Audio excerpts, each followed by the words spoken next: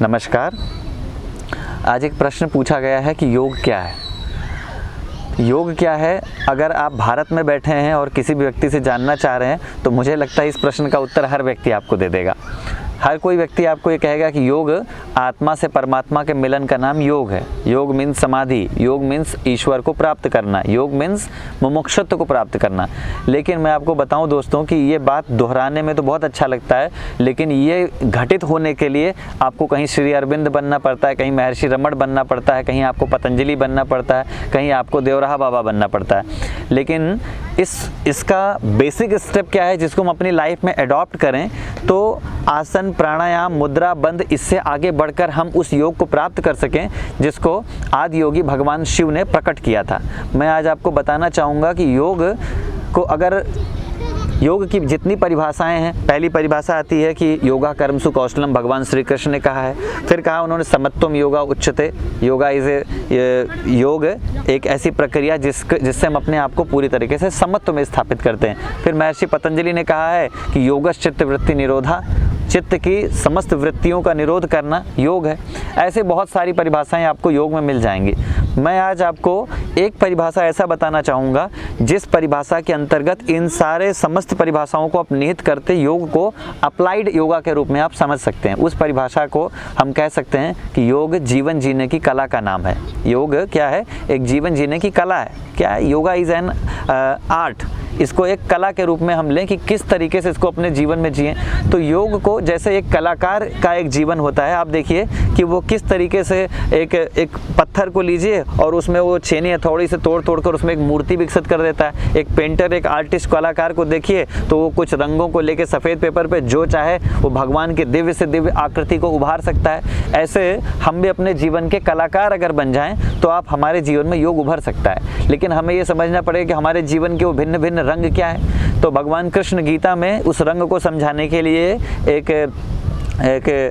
श्लोक आता है। उसमें युक्ताहार विहारस्य युक्त चेष्टा कर्मसु युक्त स्वप्नाव बोध योगो भवति दुःखा, कि अगर जीवन के समस्त दुखों का निरोध करना है तो क्या करें? युक्ताहार विहार से, हमारा आहार और विहार, युक्त मीन्स बैलेंस होना चाहिए। हमारा डाइट सिस्टम, हमारा लाइफस्टाइल सिस्टम बहुत अच्छा होना चाहिए, बहुत बैलेंस होना चाहिए और आज के समय और आज की परिस्थितियों के अनुरूप हो। तो युक्ताहार विहारस युक्त चेष्टा कर्मसु, तो हमारा युक्त चेष्टा, हमारा चिंतन और कर्म दोनों बैलेंस हो। हमारा आहार विहार और हमारा चिंतन कर्म, अगर इन चारों में एक बैलेंस है तो आप देखेंगे कि आप अपने जीवन के साथ योगिक प्रक्रिया में हैं। अब इसी को सिंपल लाइन में जो हम समझना चाह रहे हैं कि योग जीवन जीने की कला है। तो जीवन हमारा बना किससे है? जीवन हमारा समय से बना है। समय को जीवन कहते हैं। तो 24 घंटे का जो आपका समय है, एक दिन में हमको भगवान ने 24 घंटे दिए हैं, ना किसी को कम ना किसी को ज़्यादा।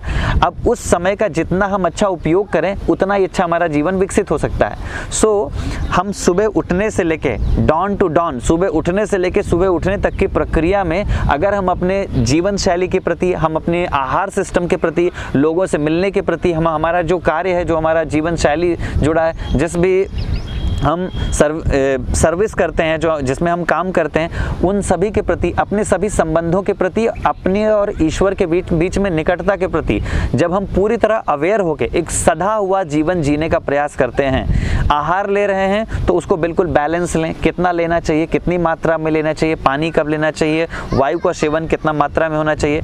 जब वाणी का व्यवहार कर रहे हैं तो हमें कितना बोलना चाहिए, कहाँ बोलना चाहिए, कहाँ नहीं बोलना चाहिए, कहाँ चुप रहना चाहिए, किस चीज़ का प्रयोग करना चाहिए।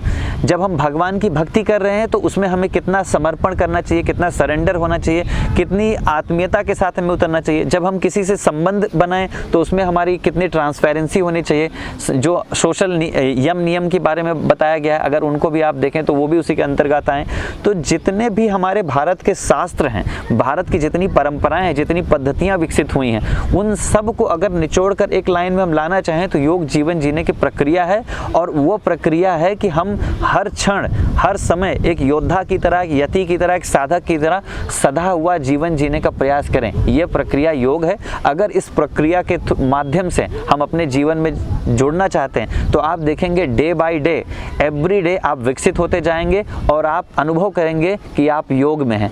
आप उस परम चेतना के बहुत करीब करीब आ रहे हैं, आपकी आत्मा शुद्ध होती जा रही है, विकसित होती जा रही है, प्योर होती चली जा रही है और उस परमात्मा की निकटता बहुत ज़्यादा अनुभव कर रहे हैं। आप अंदर तृप्ति अनुभव करेंगे, आप अंदर संतोष अनुभव करेंगे, कम में भी आपको परम संतोष मिलेगा, आपको आनंद मिलेगा और आप उस परमात्मा के उस परम आनंद को अनुभव करते हुए संसार आपको सुखमय दिखेगा, दुखों से निवृत्ति होगी और आप अनुभव करेंगे कि चित्त की वृत्तियों का निरोध होता जा रहा है, आपके अंदर बैलेंस होता जा रहा है, समाज आपको एक परिवार की तरह अनुभव हो रहा है और आप इस आत्मा में सब कुछ अनुभव कर सकेंगे।